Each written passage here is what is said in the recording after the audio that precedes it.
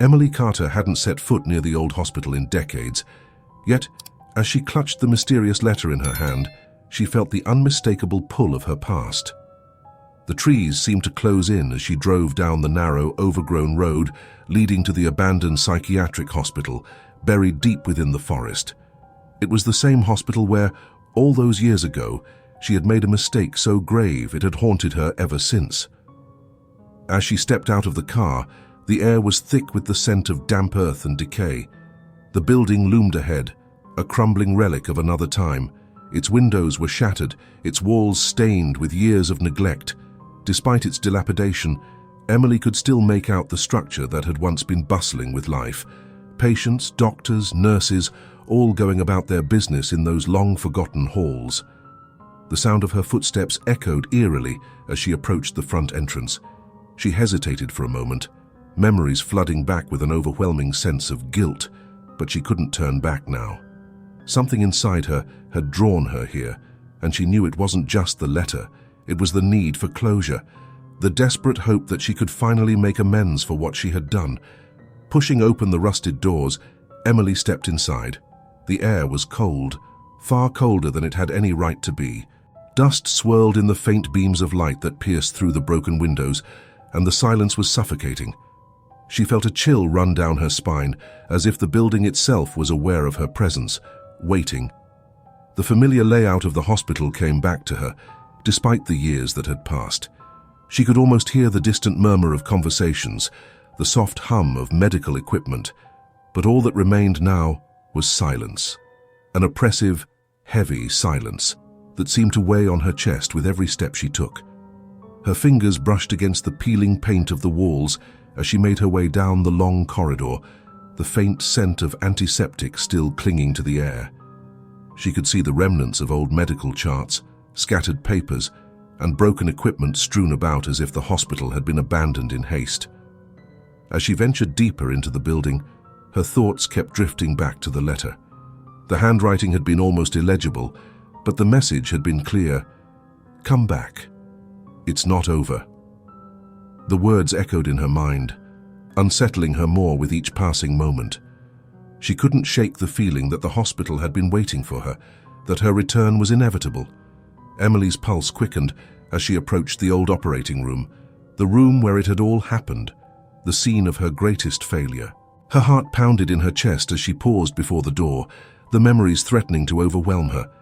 She hadn't thought about that day in years, but now, standing in front of the room, it all came flooding back. The patient on the table, his eyes wide with fear. The frantic rush to save him, and then the mistake. The slip of her hand, the monitors flatlining, the desperate attempts to resuscitate him, but it had been too late. He had died under her care, and it had been her fault. The weight of that moment had never left her, even as she tried to bury it beneath years of denial and distraction. But now, here she was, back where it all began. And as she reached for the door handle, she knew this was the moment of reckoning. Her hand trembled as she pushed the door open, the hinges creaking ominously. Inside, the room was just as she remembered. Though the years had not been kind, the once sterile surfaces were now covered in dust, the equipment rusted and broken, but the memories, they were as sharp as ever. Emily stepped inside, her breath catching in her throat as she saw the operating table in the center of the room. For a moment, she could almost see him, her last patient, lying there, staring up at her with those terrified eyes, but it was just her mind playing tricks on her, or so she told herself. Suddenly, a faint sound echoed through the room, a soft, distant whisper. Emily froze, her heart racing. She turned, scanning the room for the source, but there was no one there. Yet the whisper persisted, growing louder, more insistent. "Come back." Her blood ran cold as the voice seemed to swirl around her, impossible to locate. It was as if the hospital itself was speaking to her, urging her to face what she had tried so hard to forget. With a deep breath, Emily steeled herself. She had come this far. There was no turning back now. Emily stood frozen in the operating room, her eyes fixed on the table. The whispers had faded, but their presence lingered in the air, filling the room with an oppressive weight. She couldn't deny it any longer. This place was alive with something more than memories. Something was watching her, waiting for her to act. Slowly, she approached the table, her fingers brushing the cold metal surface. A shiver ran down her spine, and for a moment, it felt as if she were right back in that terrible day. The beeping of the monitors, the sterile lights overhead, the rising panic as her mistake unfolded. She had never been able to forget it, no matter how hard she had tried. Suddenly, the faint sound of breathing echoed behind her. Emily spun around, her heart leaping into her throat. The room was empty, just as it had been when she entered. But the sound persisted, soft and rhythmic, as if someone were lying just out of sight, struggling for breath. "Who's there?" Her voice cracked in the silence. No response, only the breathing, growing louder, more ragged.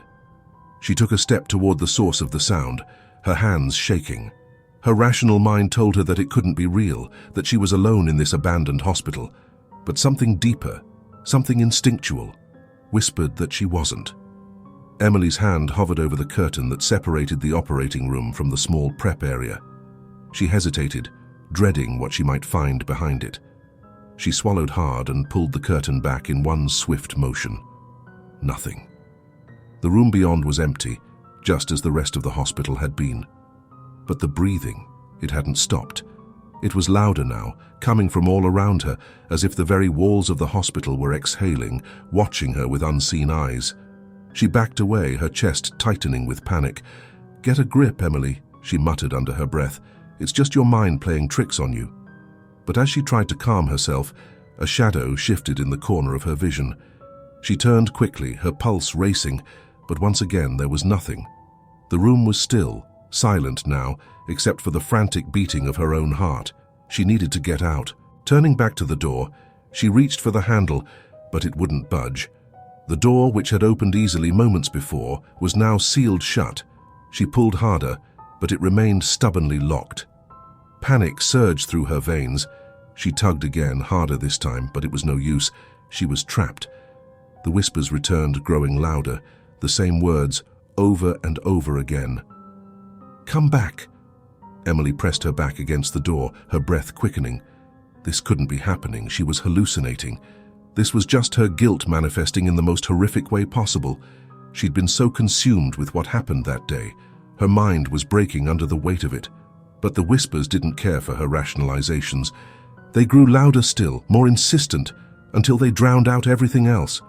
And then she saw him. Lying on the operating table, just as he had been all those years ago, was her last patient. His lifeless body stared back at her, his eyes wide open, accusing. Emily's breath caught in her throat as she stepped toward him, her legs moving on their own, unable to stop. The image flickered, almost like a projection.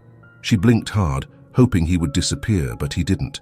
He remained there, unmoving, his chest still as though the years between then and now had never passed. "I'm sorry," she whispered, tears welling in her eyes. "I tried to save you. I did everything I could." The patient didn't respond, he couldn't, and yet his presence felt heavy, oppressive, as if he had been waiting all these years for her to return, waiting for her to acknowledge the truth. Suddenly, the patient's body twitched. Emily's heart pounded as she watched in horror, her feet rooted to the floor. His fingers curled slowly, as though he were waking from a long, deep sleep. His head turned toward her, and for the first time since that terrible day, his voice broke through the silence. "Why did you leave me?" Emily stumbled back, her hands flying to her mouth. The words were soft, barely more than a whisper, but they cut through her like a knife. She couldn't find the words. Her mind was racing, trying to process the impossibility of what was happening. The patient sat up slowly, his movements jerky and unnatural. His eyes never left hers, their gaze hollow and accusing. "You left me to die," he said, his voice flat, emotionless. "Now you're here to finish what you started." Emily couldn't move, frozen in place as the figure on the table swung its legs over the side. The patient, her patient, stared at her with eyes that seemed to glow faintly in the dim light of the room. His skin was ashen, pulled taut over bones that were far too visible. He looked like he had been dead for years, but here he was, sitting up, alive and accusing. "And I didn't mean to," she whispered, her voice trembling. "It wasn't my fault." The figure stood, towering over her. "You left me. You made a mistake. And now I'm trapped here. Just like you." The words hit her like a physical blow. Emily backed away, her body trembling. I didn't leave you, You ran," the patient interrupted, his voice flat, without any warmth or emotion. "You couldn't face what you had done. You let me die, and now I'll never leave this place." Emily shook her head, her hands shaking uncontrollably. "No, that's not true. I tried to help you. I stayed." "Liar." The word echoed through the room, bouncing off the sterile walls, making her flinch. The patient stepped closer, his movements slow and deliberate, like a predator stalking its prey. Emily's back hit the wall, her breath coming in shallow gasps. There was nowhere to go. The door was locked, and the air in the room felt thick, suffocating her with the weight of her guilt. The memories of that day came flooding back in vivid detail. The moment she realized she had made a mistake, the panic, the futile attempts to save the patient's life, and the crushing despair when she couldn't. "I tried," she whispered, more to herself than to the apparition in front of her. "I did everything I could. You didn't do enough." The patient's voice was now so close, she could feel the coldness of his presence pressing in on her. "You ran away. You left me here, and now I'll never escape, and neither will you." Emily's knees buckled, and she slid down the wall, and her head falling into her hands. "I'm sorry. I'm so sorry." But her apology was met with silence. The patient was gone. The room was empty once more, but the heavy air, thick with accusation, remained. She could still feel him, watching, waiting. She stayed on the floor for what felt like hours, too afraid to move, too overwhelmed to think clearly. When she finally looked up, the operating room was as she had found it, abandoned, broken, a relic of a time long gone. The table where her patient had been lying was empty, the instruments scattered and rusting. The only sound was the faint buzzing of the fluorescent light overhead. Forcing herself to stand, Emily wiped her face with shaking hands. She needed to get out of this room, out of this hospital. Whatever this was, whatever had happened, it wasn't just guilt haunting her. This place was alive, feeding off her past mistakes, tormenting her with memories that refused to stay buried. She approached the door again, pulling at the handle, but it still wouldn't open. She pounded her fist against the metal, frustration and fear bubbling up inside her. "Please," she whispered, "please let me out." Suddenly, a sound echoed from the hallway, footsteps, faint but growing louder. Someone was coming. Her heart raced as she pressed her ear to the door, listening. The footsteps were uneven, dragging, as if whoever was approaching was injured or struggling to walk. Could it be her patient?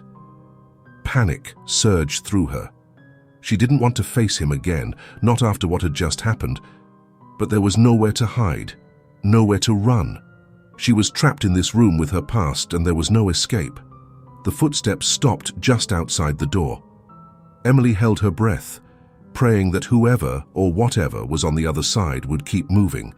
But instead there was a soft knock, 3 slow, deliberate taps. "Emily." Her blood ran cold. The voice was unmistakable. It was the same one that had spoken to her earlier, the voice of her last patient. But this time there was something different in the way he said her name. It wasn't an accusation or a demand. It was pleading. "Emily, open the door." Tears filled her eyes as she pressed her back against the wall, sliding down to the floor once more. She couldn't open that door. She couldn't face him again, couldn't bear to see the look of betrayal in his eyes. "Please, I don't want to be alone anymore." The voice was softer now, filled with a sadness that broke through her defenses. She closed her eyes, her body trembling with the weight of her guilt. Maybe he was right. Maybe she did owe him this. Maybe it was time to face the truth of what had happened all those years ago. With a shaking hand, she reached for the door handle. Emily hesitated, her hand trembling over the cold metal handle. The voice on the other side continued to plead, soft but relentless. Every word tugged at her conscience, making it harder for her to resist. "Emily, open the door. Please." With a deep breath, she turned the handle, and the door swung open with an eerie creak. The hallway beyond was dimly lit, the flickering lights casting long shadows that seemed to shift unnaturally. But there was no one standing there, no sign of the patient who had been calling out to her. She stepped into the hallway cautiously, her heart hammering in her chest. The hospital seemed impossibly vast now, stretching out in all directions. Each corridor appeared identical, lined with decaying walls and broken equipment, and the air was heavy with the scent of mold and disinfectant, long past its expiration date. "Hello," she called out, her voice echoing down the empty halls. "Is anyone there?" No answer, only silence. She started walking, each step echoing in the eerie quiet. As she moved deeper into the hospital, memories began to flood back. Moments from her time working here, the patients she had treated, the long nights spent in the ER. But one memory kept pushing to the forefront, the day her last patient had died. The boy had come in late one evening, suffering from what should have been a routine illness, something she had treated 100 times before, but something had gone wrong, terribly wrong, and despite her best efforts, he had slipped away. She had never forgiven herself for it. As she walked, the hospital seemed to close in on her. The hallways twisted and turned in ways that didn't make sense, leading her in circles, doubling back on themselves. It was as if the building itself was playing with her, trapping her in its endless maze of decay. The voice returned, faint and distant, calling her name. "Emily." She quickened her pace, her footsteps echoing louder in the oppressive silence.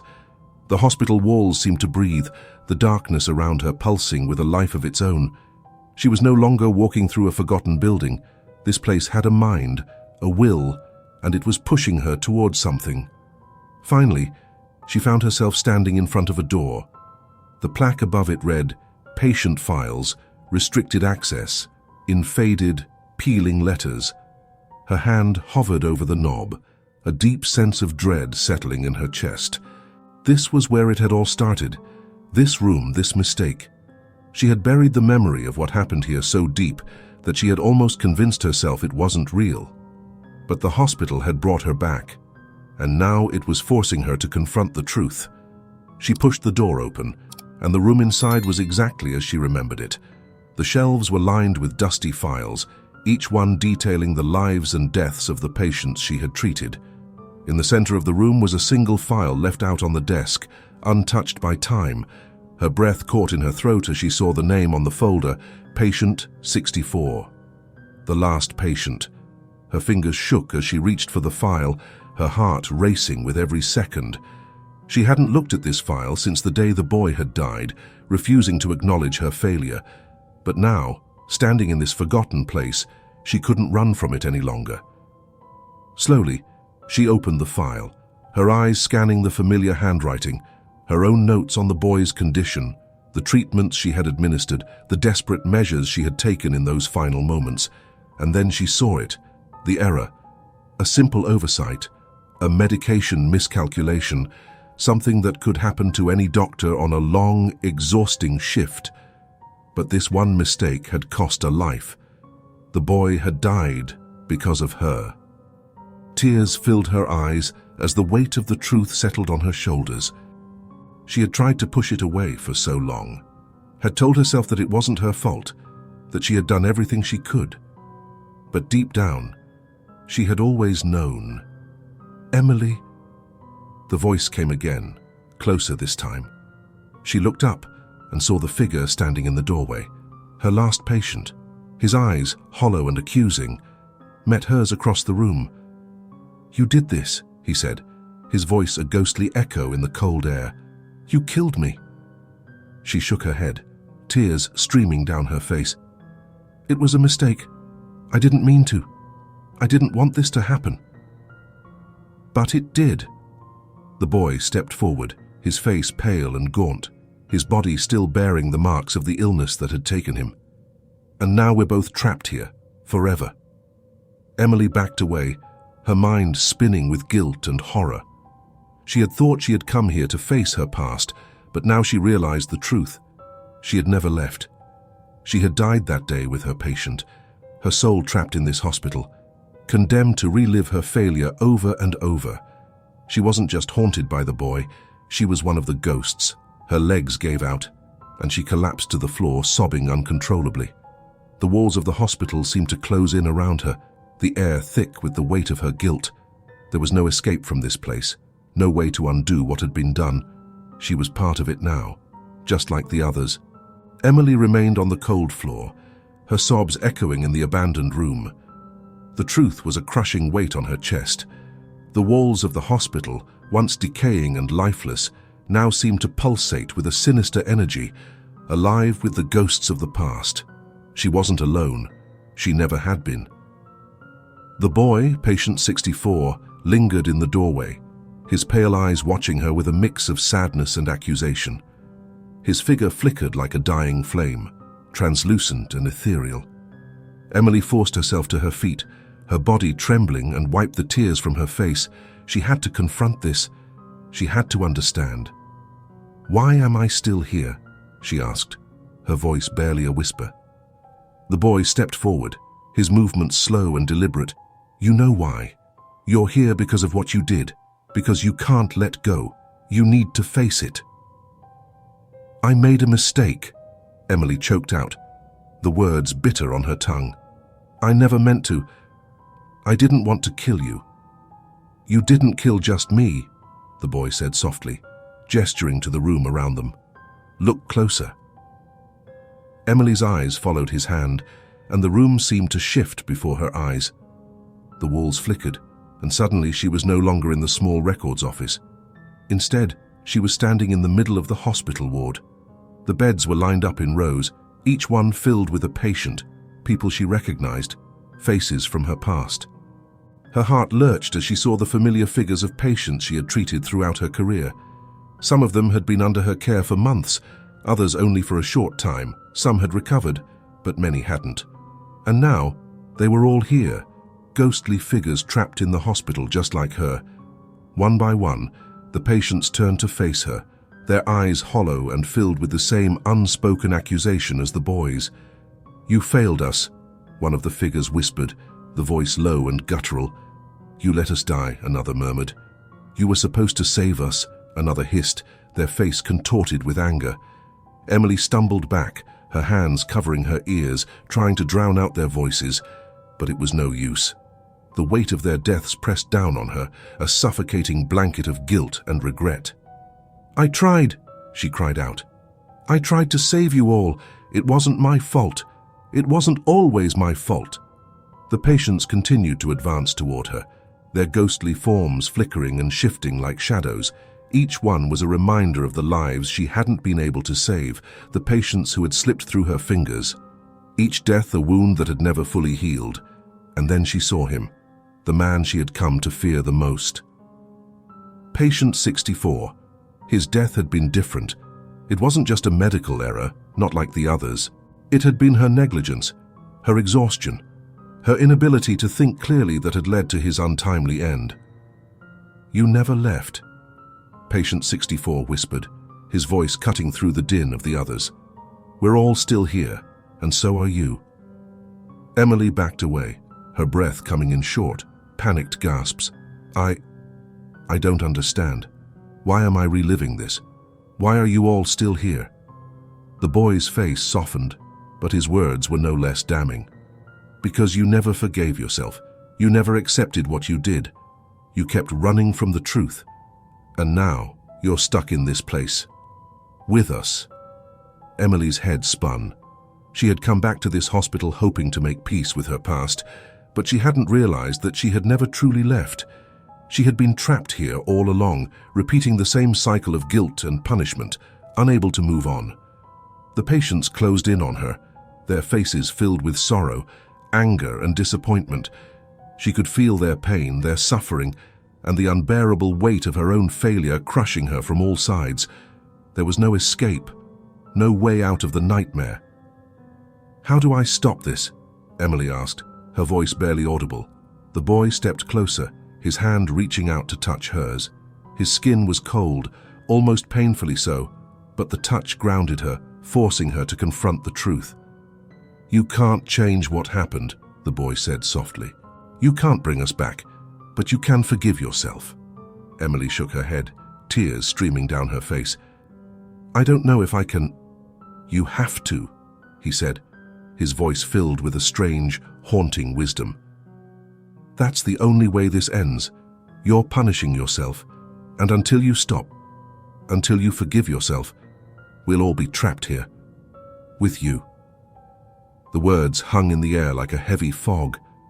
Emily stared at the boy, her mind reeling. Could it really be that simple? Could forgiveness, her own forgiveness, really be the key to breaking the cycle? She closed her eyes, her hands trembling as she gripped the cold fabric of her coat. Her heart ached with the weight of years of regret, of patience lost, of lives cut short, but deep down, she knew the boy was right. She had to let go. "I'm sorry," she whispered, her voice shaky. "I'm so sorry." And in that moment, something shifted. The air around her seemed to lighten, and the oppressive weight that had been pressing down on her chest began to lift. The patients, once so close and suffocating, began to fade, their ghostly forms dissolving into the shadows. Patient 64 smiled, a sad, knowing smile, and then he too began to fade, his translucent form slowly disappearing into the dim light. "Thank you," he whispered, just before he vanished completely. Emily stood alone in the empty hospital ward, the silence around her almost deafening. The oppressive energy of the place had lifted, and for the first time in what felt like years, she could breathe freely. But she knew, deep down, that the hospital would always be a part of her, a reminder of her failures. Yes, but also a reminder of the importance of forgiveness, of moving forward, even when the weight of the past seemed impossible to bear. She had been given a second chance, a chance to let go. The hospital stood silent now, a mausoleum of forgotten memories.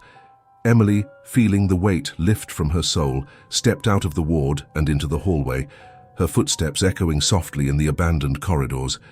The suffocating presence that had haunted her every move was gone, but a quiet unease still lingered in the air.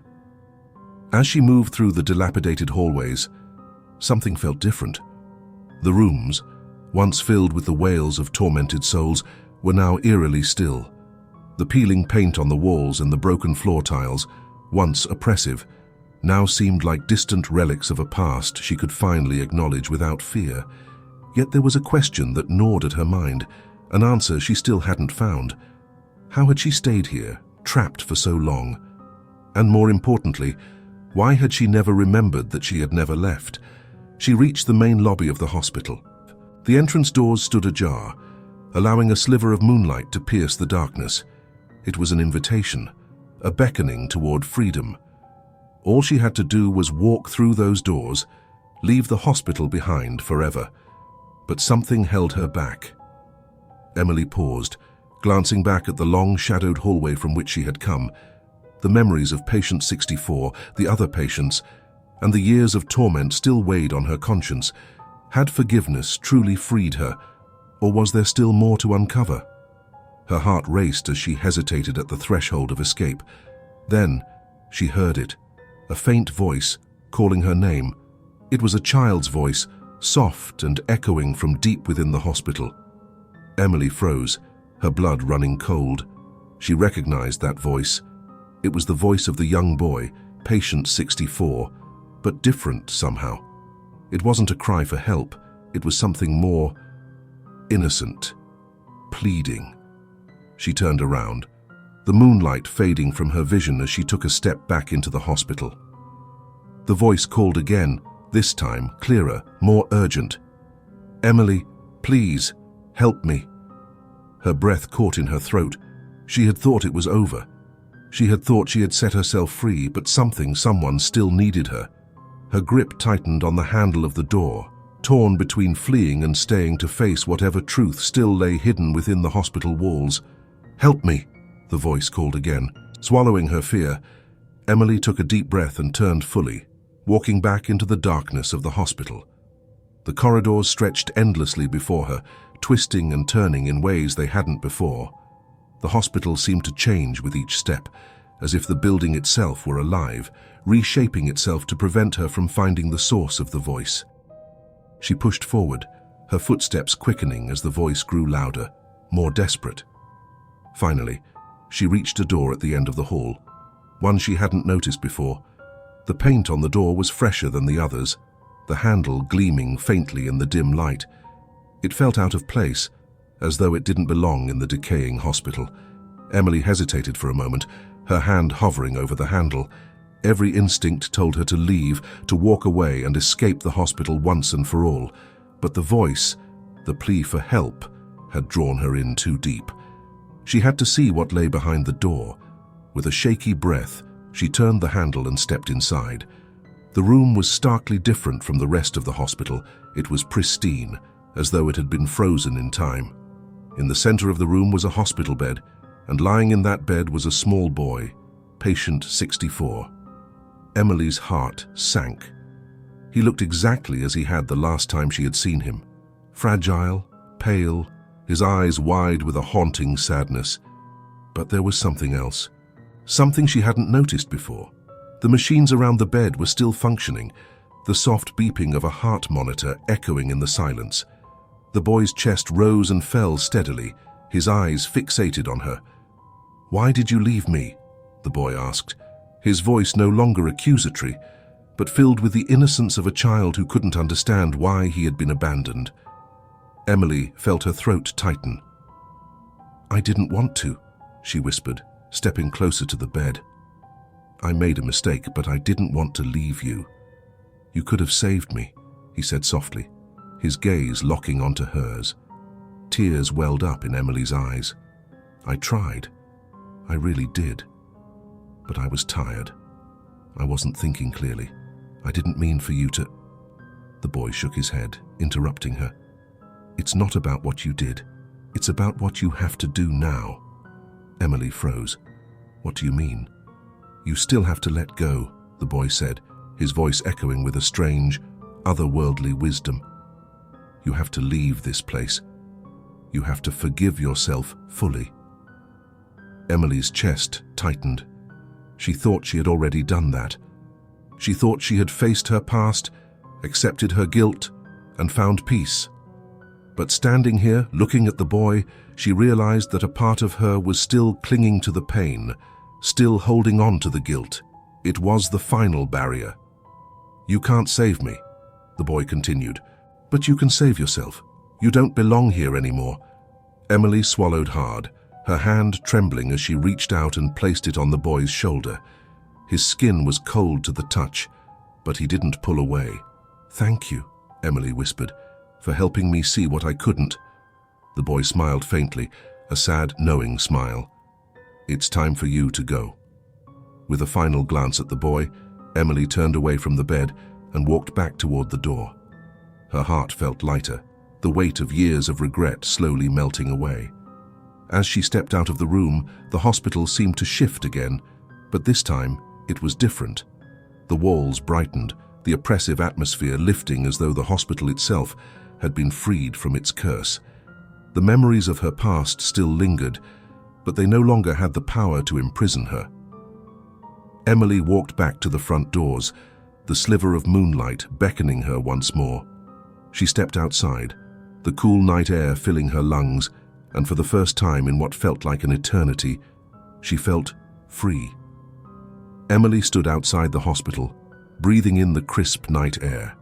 The weight that had burdened her for so many years felt lighter, as though it had finally lifted from her soul. The forest around her was still and quiet, the wind gently rustling the leaves. The moon shone brightly in the sky, casting long shadows over the ground, but for the first time, Emily wasn't afraid. She turned back toward the hospital, the once menacing building now appearing distant and less imposing. The memories still lingered, but they no longer held the same power over her. She had faced her guilt, her mistakes, and her fears. She had confronted the darkest parts of her past, and now she was ready to move on. But there was one last thing she had to do. Emily took a deep breath and walked back to the hospital's entrance, standing just inside the threshold. She looked down the long, empty corridor where so many of her memories had played out. For a brief moment, she thought she saw the figures of the patients she had once treated, ghostly silhouettes moving through the hallways, but they were no longer haunting her. They were at peace, and so was she. With a final glance back at the hospital, Emily whispered, "Goodbye." The word echoed softly through the empty corridors before fading into silence. She smiled faintly, feeling a sense of closure wash over her. It was time to leave this place behind for good. As she stepped away from the hospital, Emily felt a strange sense of clarity, as though the world around her had shifted. The trees of the forest seemed taller, the path back to her car clearer than before. Everything felt more vivid, more real. She walked back to her car, which was parked on the dirt road just beyond the trees. It was waiting for her just as she had left it. Emily slid into the driver's seat, gripping the steering wheel for a moment, feeling the coolness of the leather under her hands. It felt strange, almost surreal to be back in the present, as though she had been trapped in a dream for years. With a deep breath, she turned the key in the ignition. The car roared to life, the headlights illuminating the road ahead. Emily glanced in the rearview mirror, seeing the hospital receding into the distance as she drove away. It grew smaller and smaller until it finally disappeared from view, swallowed by the darkness of the forest. The road stretched out ahead of her, and for the first time in a long time, Emily felt hopeful. She didn't know what the future held, but she knew that she had faced the worst of her past and had emerged stronger on the other side. As she drove, the memories of the hospital began to fade. The patients, the boy, the years of regret. They were all part of her story, but they no longer defined her. She had learned to forgive herself, to let go, and to move forward. Emily smiled to herself as the night sky stretched out above her, the stars twinkling faintly in the distance. She had found peace, and with it, a sense of freedom she hadn't known in years. If you liked it, comment below, like and subscribe.